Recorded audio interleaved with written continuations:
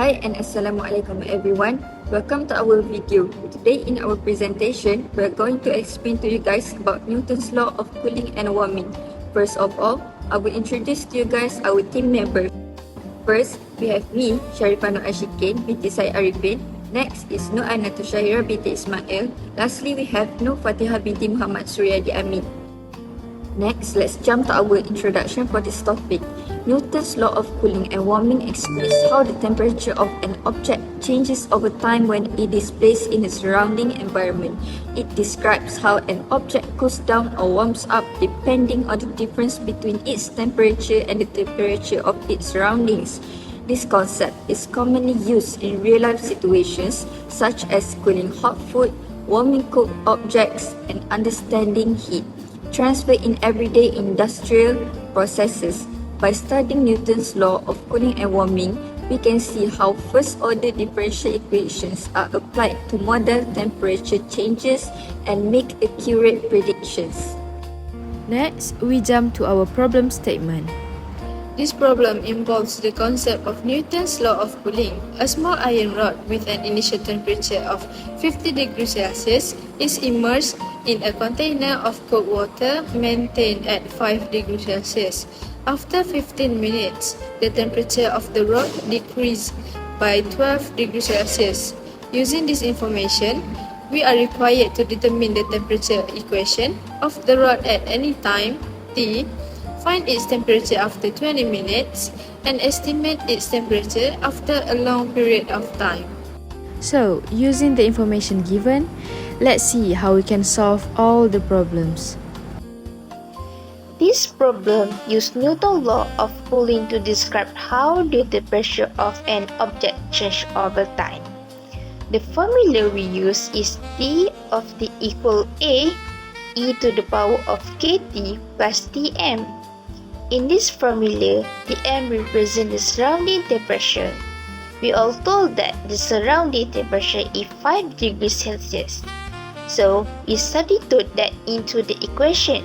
We also know that at time 0, the temperature of the object is 50 degrees Celsius. When we substitute those values, we get 50 equals A plus 5, which allows us to find that A must equal 45. Next, we are told that after 50 minutes, the temperature has dropped to the 38 degrees Celsius.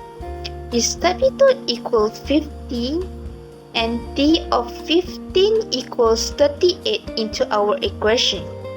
After isolating the exponential part and dividing, we get e to the power of 15k equals 11 of 15. Taking the natural log, we solve for k, which is approximately negative 0.0207.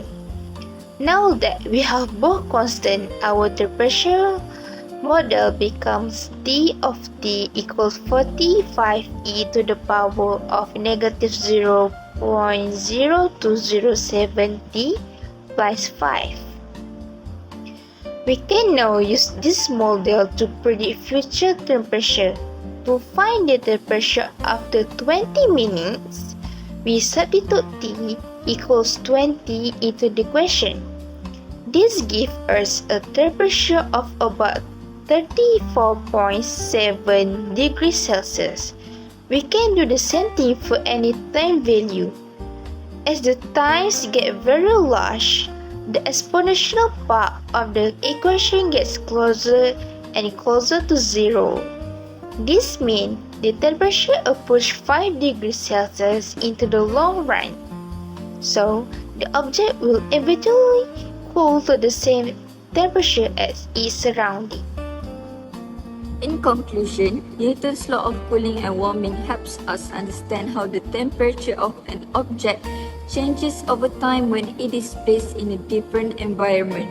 By using a first-order differential equation, we are able to model the cooling process of the iron rod and predict its temperature at any given time.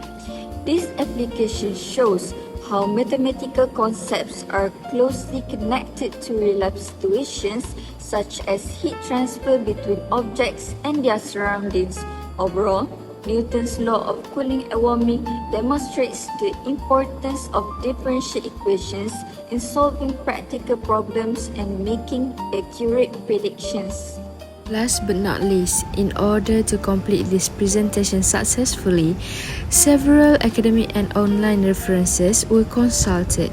The references for this presentation were obtained from Introductory Differential Equations by Boyle-Lestat, a first course in differential equations with modeling applications by Zell, and online resources from Wikipedia on Newton's law of cooling.